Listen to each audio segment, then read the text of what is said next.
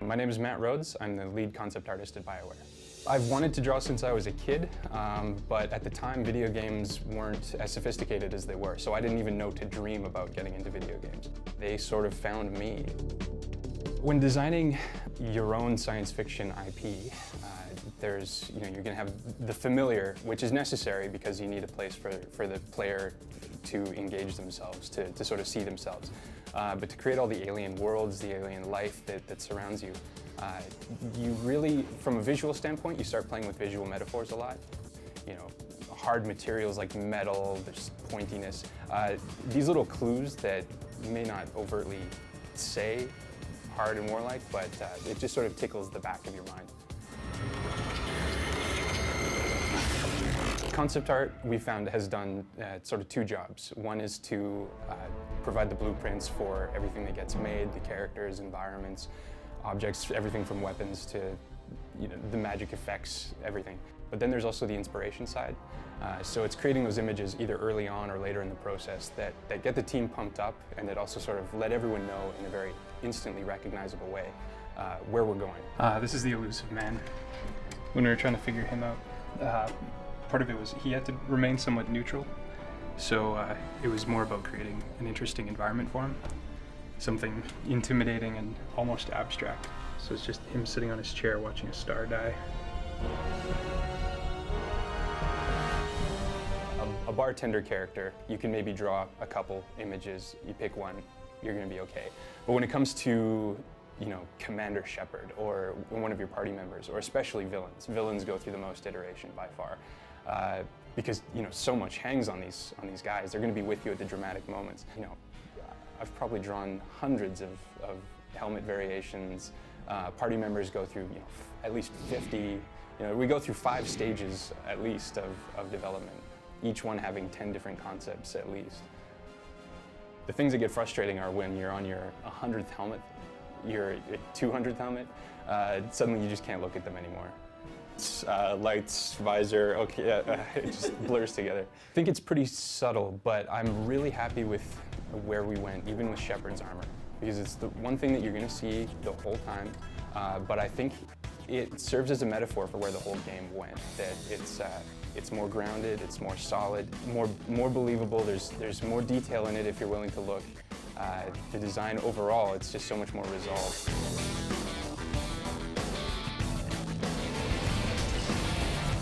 One of the characters that I'm most proud of is Subject Zero. That was one of those opportunities where telling the story just was so heavily dependent on the visuals. We designed all these tattoos, we designed medical scars, medical tattoos, all of these things that layer upon layer, if you really sat down and looked, tell a very complicated and very brutal history. And it's all there right on the skin. It's not something you have to go to the codex to read. Really, it's something that a lot of people will never tell, but every single tattoo has a meaning. Every single detail on that is a part of that character's history. With Mass Effect 1, it was just a matter of figuring out everything, making sure that, okay, we have enough as far as environments and characters, this really holds the universe together. We knew that we were going to make Mass Effect 2 and Mass Effect 3, and so in a way I think that made it not easier, but we push ourselves as hard as we can every time, almost so that we know that the next time around we have to work even harder. Mass Effect 3, we are all expecting great things from ourselves.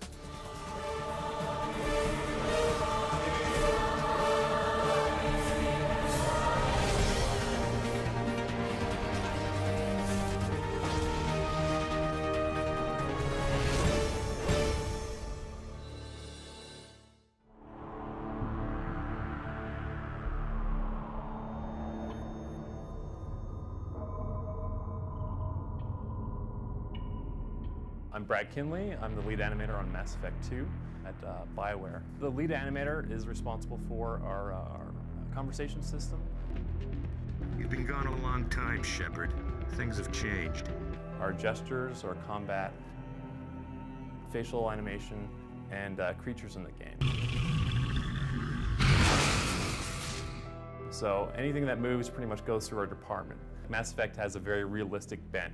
So all of our creatures have to look like they're grounded in the world, like they would react like an ordinary, 500-pound robot would. So this is like the heavy mech I was talking about. So I was told by design, like, hey, we need an attack. So he's got rockets that come out of this arm, machine gun in this arm. So I've animated him. And then I take him into Unreal Engine, and I've imported the animation. And we get all the sound effects, all the VFX hooked up to the animation in Unreal. Go up here, we can set his mode to be walking. So all the sound effects and stuff run with the anim tree, so we can see right away exactly how it's looking. Changes speed. So I'll just spawn one here. Heavy mech. He'll activate, and you'll see all these animations. So Shepard has his own reactions to them. They've got their own VFX.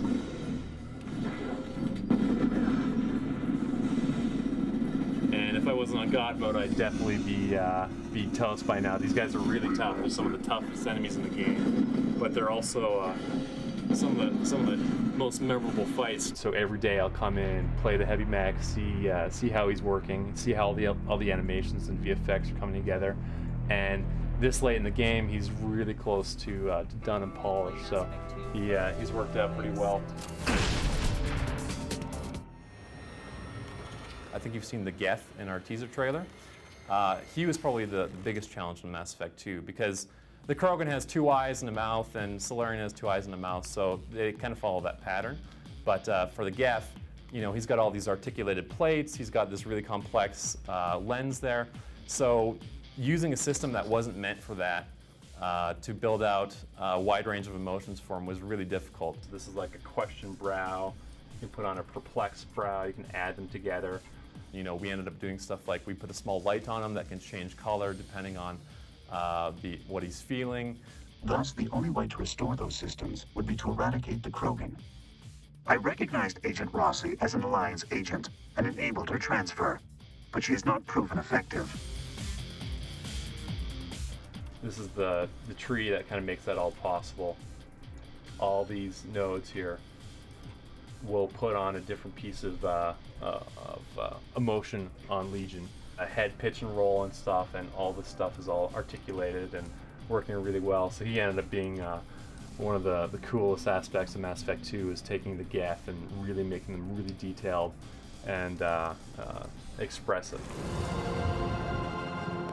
Another thing we focused on was creating a whole new set of gestures. On Mass Effect 1, we had to run 110 gestures that the cinematic designers could place down in our conversations. And for a game with 20,000 lines of dialogue, you see those gestures a lot. So for Mass Effect 2, we've got over 800 gestures.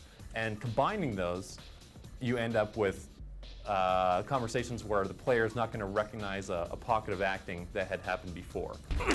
Who are you working for? Go to hell. Wrong answer. Mass Effect has more species than I've seen in any other game. We've got 12 different species, and these aren't small changes. Like Solarians have these massive eyes. Their eyes and eyelids work in a totally different way than any other creature in the game. Like this is a graph of all the different poses that are currently being displayed on the Solarian. So when you try to figure out, well, how is this guy going to talk, you get down to what the underlying structures would be. So you figure out where the bones would be, where the muscles would be, what's actually going to make this guy speak. So it's just a matter of taking a look at the creature, making sure you're hitting what's important for them. It's just a different way of thinking about the creature and making sure you're not repeating yourself. I'm most proud of our combat system, the improvements that we made there. We worked closely with the combat design group. We totally redid all of our combat animation systems, and we touched every combat animation that we had on Mass Effect 1, and we captured an additional 500. So our cover system looks amazing. All of our weapons work really well. We've got 6 additional weapons, heavy weapons on Mass Effect 2, and usually it's a big no-no to have 4 sets of weapons like pistol, sniper, rifle, shotgun, and then to have an additional 6 at the time sounded ridiculous. So I'm most proud of the way that that's all come together. And playing games like Gears of War, you know, we see where we're working at like a world-class shooter level. And that was definitely a long time in the coming, and you know, we're very proud of how the game plays and feels, and a lot of people are reacting strongly to that.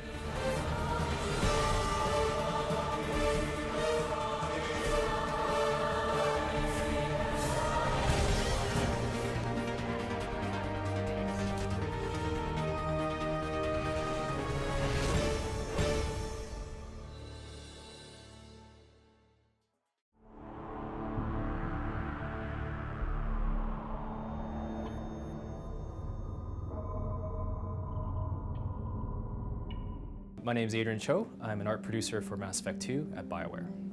I'm an artist myself, but my daily job kind of consists of kind of making sure all our artists kind of do their jobs, actually produce the content on a timely manner and to the best quality possible. So I kind of make sure that they're kind of freed up from any roadblocks. So it's kind of making sure the whole production line kind of moves smoothly.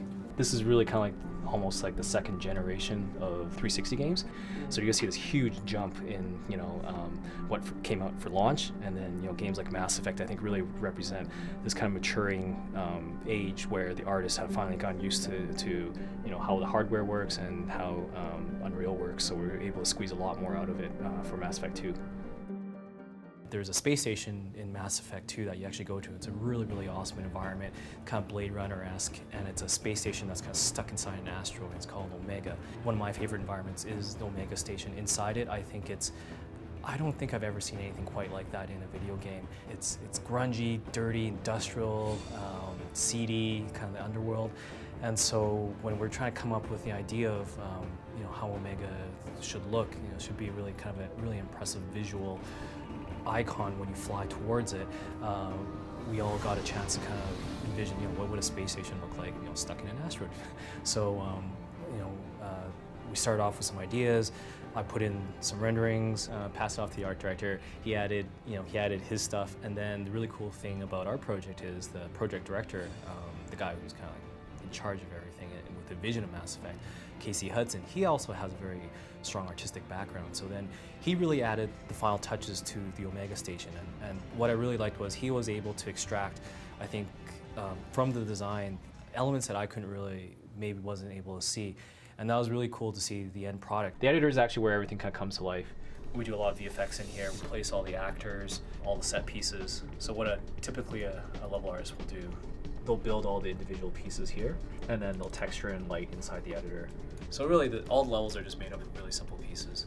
And then technical artists, we kind of go in, make sure everything's kind of efficient, make sure the textures they're using are kind of good quality but not too expensive, make sure the collision's good.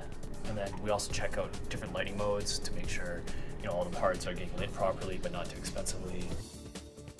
You basically want to create the best looking game, but without spending too much money on the effect if you don't have to. So it's just kind of creating the illusion of complexity without just kind of smartly building things. What we've done is actually built a lot of high detailed meshes. We can spend a little bit more time modeling these pieces. This is a piece of medical equipment, but sometimes they'll just put this in as a structural element inside a room or environment. And that's really cool because you can offset the development costs. You can basically have a few artists kind of constantly working on more of the high detail stuff, and then you have other artists kept blocking the general shapes. So you can see a lot of these rooms are just built up with all kinds of pieces, and it kind of creates the illusion of kind of density in the worlds. Editor is really good because we have a lot of tools available to our artists to kind of tell us exactly where each actor is, all the information that you need to do it. So they can actually balance out a lot of the things as they're building their levels to understand that, it fits within texture memory, and object count isn't too high. Shadow maps, texture resolution, texture memory. So there's a lot that goes into building a level. Visual style, the look of the game is very important. I think that's actually what separates Mass Effect 2 from a lot of other games out there right now. And the project director will challenge me and say, I think you can do better on that. Mass Effect, this is better than than what you put in. And sometimes I realize, hey, maybe that's a little bit too conventional. So it's great as an artist to grow on a project like this and learn a lot.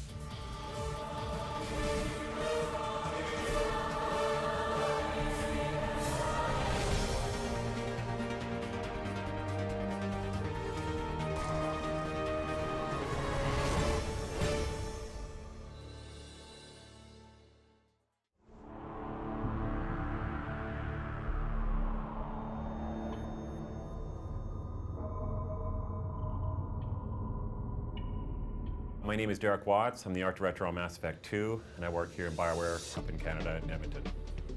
I've been at BioWare for almost 11 years. Oh my yeah, God. I'm old. Okay. I remember when E3 was fun. That's how, well, as the art director, I get involved at the beginning of the game. I work a lot with Casey Hudson. He's the producer of the game. And what we're trying to do as an art director is get his vision, get it into the game. I'll have lead environment artists, character artists, I cover effects, and even animation. But usually what we do is we start out, we get the story, and we start visualizing it. Ilium is one of the Asari worlds we go to. Miko had done quite a few concepts for this. This one he did pretty quickly, and then this was a really nice one he wanted to do of just kind of the feel of the city on Ilium. So some of these paintings he does fairly quickly. We'll actually have part of the level in the background, and the level artist might come up and say, "Hey, I'm on this area. Can you do something in about an hour or two?" And he'll quickly paint in some of the structures. And in this one here is just another docking area of Ilium. So for Ilium, the entire planet, you might get maybe a dozen concepts, and that's it for the environments. I have concept artists. I do a bit of concepting myself. Just get rough ideas. We even do these before some of the planets are figured out, just to give the writers ideas. We had the idea for Corliss actually before they had written it in. We based it off this area in India. They're called shipbreakers, and they break down the ships with torches. So we concepted up a whole planet like this, and the writers said, "Hey, that's pretty cool. Let's actually make this part of the planet."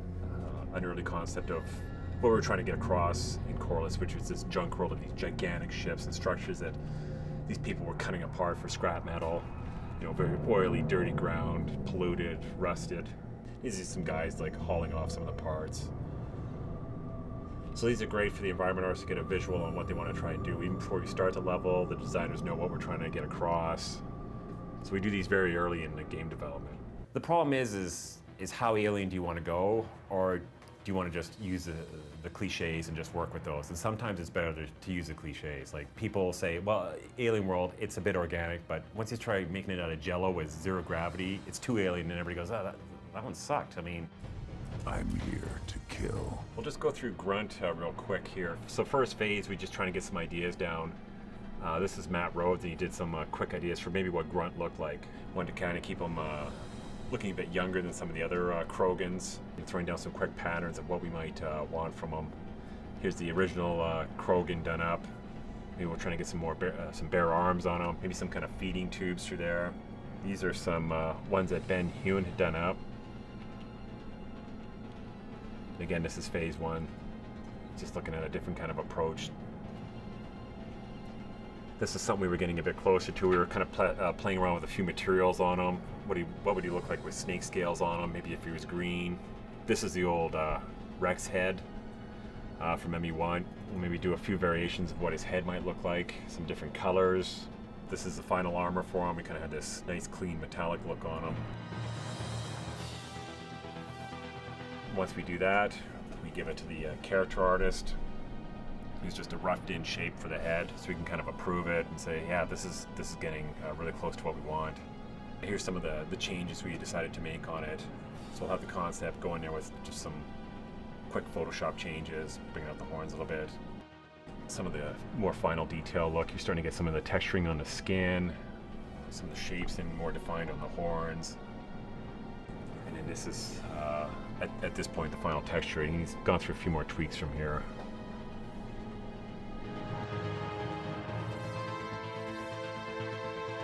And then this is his earlier armor. Eventually went back and made it a bit more silver, dinged it up a little bit.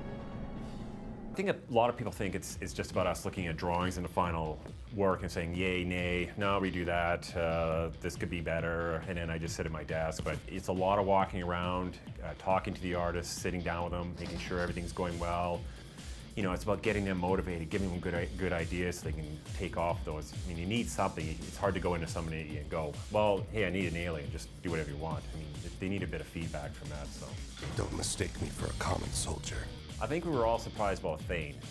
Thane was written as an alien character, which we thought, hey, that's cool. But then he was also the female love interest. And immediately, that was difficult for us to do. Just when you have to trying to get something that the girls like. We have girls in the office and they would always come by, I'm not too sure. And we're like, do you like Orlando Bloom or do you like Johnny Depp or what do you like? And so do you want a dog's head on this guy or what? So what we actually did was we concepted them up. We weren't too sure, and then we actually released screenshots of them, and the forums lit up. The girls loved them, and so that was a surprise for us. And then we thought he turned out really well. I thought Thane looks fantastic. He's really one of the best characters in the game, I think. I was chosen for this mission because killing is an art, and I am a master. Taking from Mass Effect 1 to Mass Effect 2, what we had to do better was just getting the pipeline better. I mean, it really was difficult to make that game. So really, what we had to learn was a better way to build environments, working closer with design, and then kind of building up these worlds a lot more.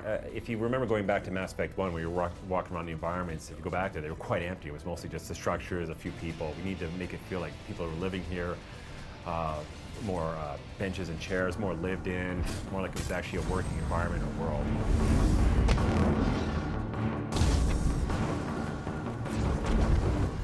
Find peace in the embrace of the goddess. As far as character goes, what we wanted to do was just to take some of the characters that people love from the first game and just alter them a little bit. Like, what does Tali look like in the next game, in ME2? You don't want to change her too much so people don't know what she looks like, but you want to make her feel more mature. And then build off your alien species, keep getting more in there, and taking it to the next level.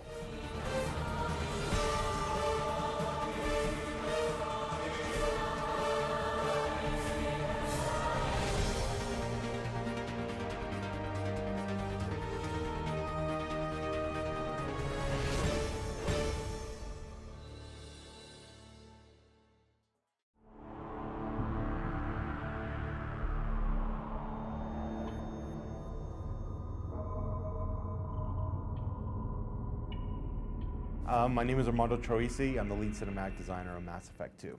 The cinematic design process is pretty unique in the industry. We have a dedicated team that is really just concentrated on one thing, putting story in the game, interfacing the viewer, the player, with the writing in the most cinematic way possible, adding emotional elements, drama, lighting, color, all these things that invoke an emotional response. Ken Thane, who was the lead on Mass Effect 1, also a very well-known machinima person from a couple of years ago. He really started cinematic design here at BioWare in terms of being a new department and staffing it with machinima professionals. And I think right now we have close to maybe 16 or 17 staff in the cinematic design department.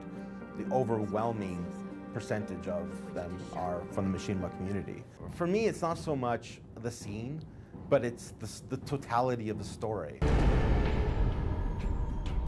Does Captain Shepard have any new evidence to submit to this hearing? I think, if you look at a scene individually, or if you see something that we've released for E3, you can look at it and go, wow, that's a fantastic scene. But it's really just, when you spend a great deal of time with a character and you're asking them, about their history, and you're going on missions with them, and you're interacting with them and their life like, I think that is my favorite part of the story. It's, really immersing yourself in this gigantic world, and being friends with these virtual characters is, to me, one of the most amazing things that we can do. That should be all the evidence you need. I can't tell you how much what you said means to me. One of the main things that we take care of is obviously the interactive conversations in the game. I did this whole interrogation sequence. You have to interrogate him to get some information out of him.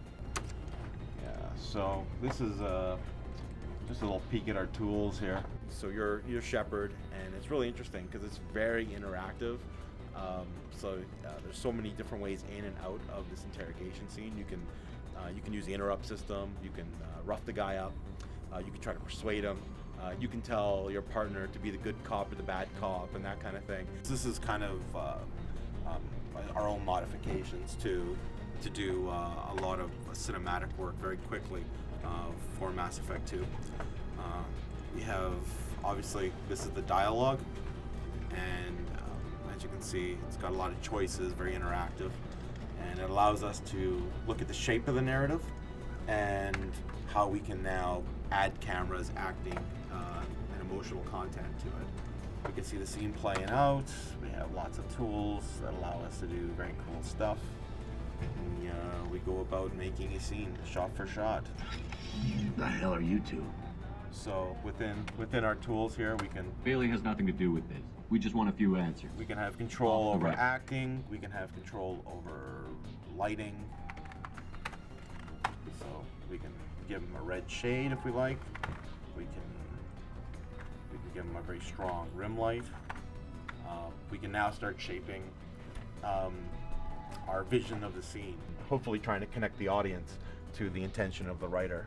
So it really ended up being a very complicated scene to do, but definitely worth it.